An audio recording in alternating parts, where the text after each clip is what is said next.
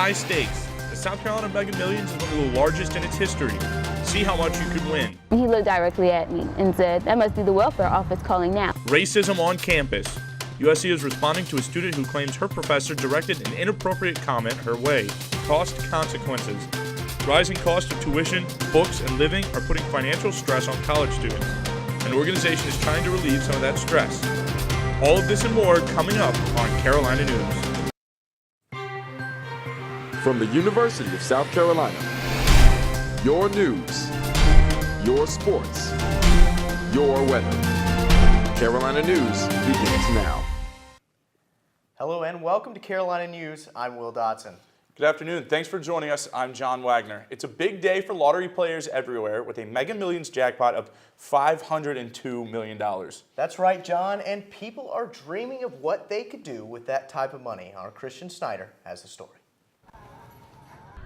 I would not know what to do with that much money. That's how some people feel about the current Mega Millions jackpot. Tonight's drawing is for $502 million and has some people thinking about their chances and the odds.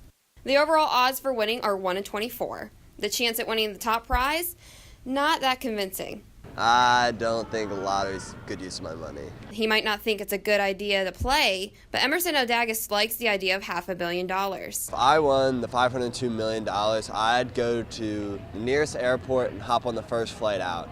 It could be a flight to China, it could be a flight to Atlanta. I'd go from anywhere there, and then I'd just travel the world from there. Kevin Strothman has other plans. I donate a lot of it to charity. If you want to try your luck, you should head to your local gas station and pick up one of these Mega Millions tickets. Then fill out as many rows as you want, and each plate costs $2. The drawing is 11 p.m. tonight. Make sure you stop by your local gas station and pick up a ticket, because that much money could change your life. I don't know. Maybe buy some good food. Or your grocery list. For Carolina News, I'm Kristen Schneider. Well, I gotta tell you, if I won $500 million, I probably would not be here. That's great and all, but I would definitely have a garage full of cars. The lottery and the spring weather both are putting me in a great mood. Our Amanda Sharp is outside with a first look at today's weather. Amanda, perfect weather for Carolina Cup or what? Absolutely. I'm out at the Kennedy Greenhouse and it is amazing. We've seen cloud coverage come and go a little bit today, but that will be a thing of the past by tomorrow. You can expect full sun and low to mid 70-degree temps tomorrow. Perfect weather to head up to Camden for the Carolina Cup or over to Williams-Brice for the Gamecock football spring game. Easter should also be a beautiful day across South Carolina with 80-degree temperatures and mostly sunny skies. So get those floppy hats ready, and I will be back later in the show with your full forecast. Thanks so much, Amanda. A USC professor is under fire after the student claims he made derogatory comments towards her. Kaylin Hagwood has more from the student and what she says happened in her class yesterday. USC junior Angela Bogney was in class Thursday when she says a professor made derogatory comments towards her. He looked directly at me and said, "That must be the welfare office calling now." This comes after Bogney's phone rang during a class discussion on the welfare system, which offers assistance to people in need. I walked out and it bothered me so bad, I was like, no, I'm going to walk back in, I'm going to say something to him. Bogney approached Professor Tobias Lands after class and recorded his reaction. She posted the video on Twitter, and it took just hours to go viral. I appreciate your comment about the welfare thing when my phone went off.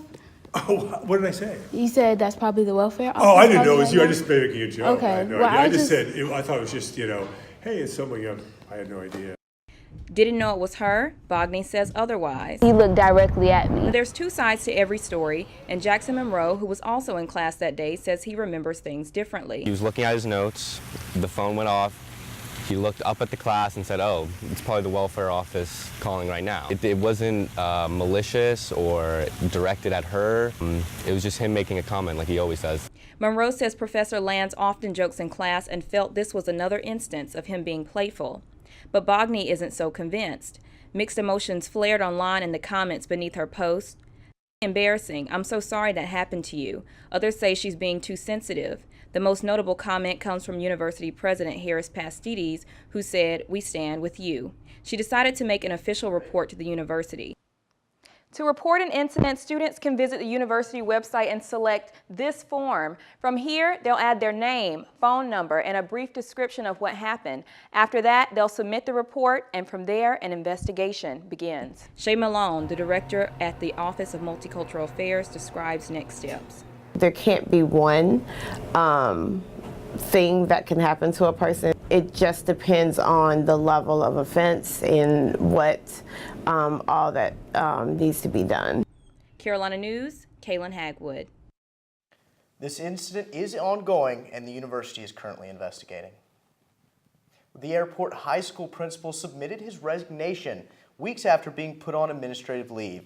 Brad Coleman's resignation was accepted on Thursday at the Lexington School District 2 board meeting. Coleman was put on leave back in February for unknown reasons.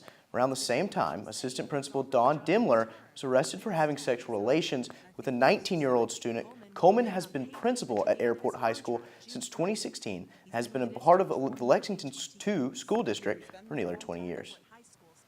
One South Carolina high school has a new service available for students who cannot wash their clothes. At Goose Creek High School, students can now get their clothes washed at school for free. The laundry service is a part of a program called Whirlpool Care Counts, which is used to address attendance problems. Students from the service learning class volunteer to wash their classmates' clothes.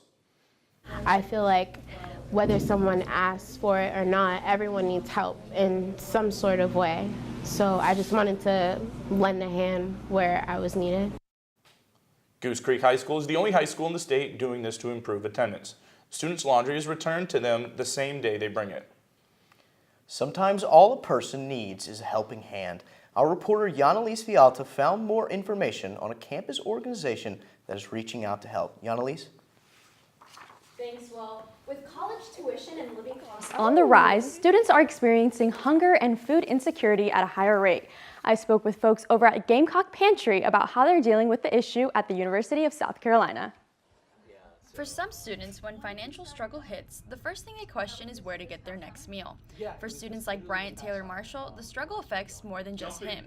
Taylor Marshall lives with his girlfriend and their 5-year-old daughter, so when an unexpected car emergency hit, he knew he had to find a solution. So I was looking at options of how I could kind of cut bills without really needing to short our lifestyle a bunch. So I was looking at like Harvest Hope food banks and things like that, but then I came across the Gamecock Food Pantry. The Gamecock Pantry is a food pantry at the University of South Carolina. It's run by students for students. Okay, you're good to go. Their mission is to provide access to food in a free and confidential way to Carolina students. They also hope to create awareness about food insecurity at the university. Emery Smith is a senior at the university and has been working with the pantry for 3 years now. She's seen how far it's grown, especially recently. Last year alone, Pantry had 70 clients for that whole entire school year. Last semester alone, we had 150 students in 1 month. So yes, we've grown tremendously and the hours have gone up so we can accommodate more people. And for students, the process isn't difficult at all. It just starts with filling out a form. Once you fill out the form, all you need is your Carolina card. Then you'll get this great reusable bag and you can start picking out your favorite items. You can get up to 15 per week. As for Taylor Marshall, he hasn't used the pantry recently, but he knows they can always count on the Gamecock Pantry. Really glad I had it, and I know forever, like in a short space, that we can always pick up there and we won't have to worry about it. I'm hungry. Okay. Off to the pantry. If you're interested in learning more about Gamecock Pantry, visit USC's Leadership and Service Center website. There you'll find more information on the pantry's hours, how to volunteer, and even how to donate. Back to you guys. Thanks, Yanalise. Coming up next on Carolina News. Coming up tonight on Carolina News, robberies in Two-Notch. Columbia Police Department released plans to combat a rise in local crime. Firefighters making a difference. Find out how local firefighters are helping families facing a horrible disease. City Roots Farm. Find out how a local farm prepares for temperamental weather. Hello and welcome to Carolina News. I'm Chandler Mack. Good afternoon. Thanks for joining us. I'm Kylie Jones. We're going to go right to Amanda, who is live in the newsroom with an update on the Northeast Columbia crime spree. 5 young Columbia men have been arrested for various counts of armed robberies and kidnappings after a string of crimes in Northeast Columbia that began on March 11th. Carolina News was there this morning when Richland County Sheriff Leon Lott briefed the media on the crime spree. Sadly, I'm standing here today to tell you about 5 young men aged 19 to 21 who's basically thrown their lives away. Those 5 young men committed 2 armed robberies on March 11th, one on March 12th, and one on March 13th. And we also knew that they were not going to stop. They hit 3 nights in a row. All 4 incidents followed a similar pattern.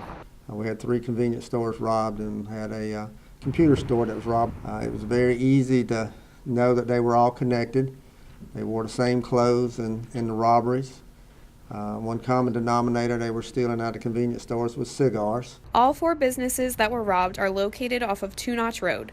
The suspects would enter the store, present a handgun, force victims back, and steal money, cigars, and in one case, MacBooks. According to Sheriff Lott, the crimes were not gang or drug related. These 5 young men were simply lazy and wanted money. Live in the newsroom, Amanda Sharp, Carolina News. Thanks, Amanda. According to the Columbia Police Department, the parents of 3-month-old baby Safari Taylor have officially been charged with his death. Mother of the child, Kiera McClinton, has been charged with homicide by child abuse and unlawful neglect. The father, Terrence Taylor, has also been charged with unlawful neglect of a child. These charges came from an incident that happened on February 21st. Officials say that officers and EMS responded to the home from a report of an unresponsive baby. The Richland County coroner said that Safari died from asphyxiation and neglect. If you have driven through a major intersection in Columbia today, chances are you have come across someone in the middle of the street holding up a boot. Will Dawson has a story on how firefighters across the city are helping families affected by a scary disease. For a few days a year, Columbia City firefighters take part in the Muscular Dystrophy Association's boot drive. Standing in the middle of a busy intersection around the city of Columbia, firefighters hold their boots in hand and collect loose change for the MDA. Columbia Fire Department has only seen an increase in the funds they raise since their start in the drive 16 years ago. In that time, there's been about a 10% increase each year in the amount that's raised. And currently, our city ranks number 4th in the Southeast and number 16th in the nation. Robert Wells is the executive director for MDA South Carolina, which operates multiple clinics as well as provides support for families affected by muscular dystrophy. Lisa McDonough is the mother of one of those families that receives help from the MDA. I have a son, his name's Logan Moore, he's 15 years old. When Logan was first diagnosed, Lisa went to the MDA for information on the disease and how it would affect him and their family. Because of the debilitating effects of muscular dystrophy, Logan can't do most of the things that kids his age can. The funds raised by the drive stays in the Midlands and goes towards the research of the disease, as well as helps send kids like Logan to camp, where they can take part in activities that they usually can't do at home. It's great for kids to be able to go and be normal kids. Robert Wells says that it's important to give whatever we can towards the drive. Test tubes cost about $1 each, and you never know if the dollar you're donating in the boot may be the test tube that finds the cure for muscular dystrophy. Anyone can donate their loose change at one of the 17 intersections around Columbia. For Carolina News, I'm Will Dodson. The boot drive will continue until Friday from 8 in the morning until 6 in the afternoon. This day has been so chilly compared to how nice it was yesterday. Yeah, definitely. Things really seem to have taken a turn for the cold. Maria Telez is out by the Kennedy Greenhouse with a weather update. Maria? Hey guys, I'm standing outside the Kennedy Greenhouse where I'm encountering some intermediate gusts of wind, some of them reaching as much as 20 miles per hour. Is that enough to pick up a small child?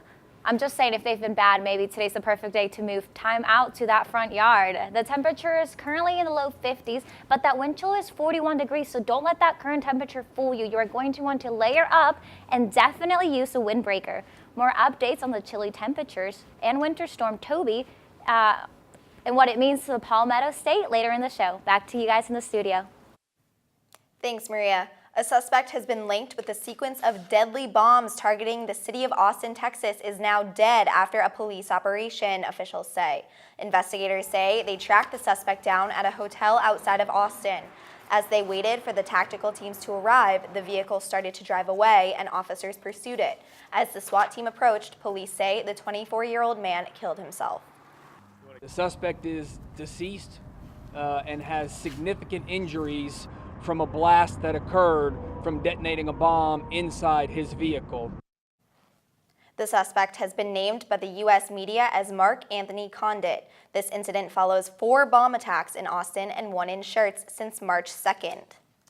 A data analytics firm based in the UK has suspended their CEO following the release of a video shot by a hidden camera. The camera captured Cambridge Analytica CEO Alexander Nix discussing the use of Facebook user data to target campaign ads in favor of President Trump. The company is accused of purchasing the results from a personality test on Facebook that granted them access to the data of over 50 million users. In the video, Nix says he met with President Trump several times during his campaign and wanted to defeat crooked Hillary. He also admitted to employing smear campaigns for political clients. Cambridge Analytica was founded by former White House advisor Steve Bannon and no Republican donor Robert Mercer. President Donald Trump announced this morning that he called Russian President Vladimir Putin to congratulate him on his recent re-election. I had a call with President Putin and congratulated him on the victory, his electoral victory. The call had to do also with the fact that we will probably get together in the not too distant future so that we can discuss arms, we can discuss the arms race. After a statement from Senator John McCain that was critical of the president and identified Putin as a dictator who won a, quote, scam election, the White House would not comment on whether they thought the Russia election was free and fair. President Trump maintains that he has been tougher on Russia than former President Obama. Today, the White House said Trump did not bring up Russia's involvement with the U.S. 2018 election during his conversation with Putin. Coming up next on Carolina News, see how a local urban farm is preparing for warmer spring weather.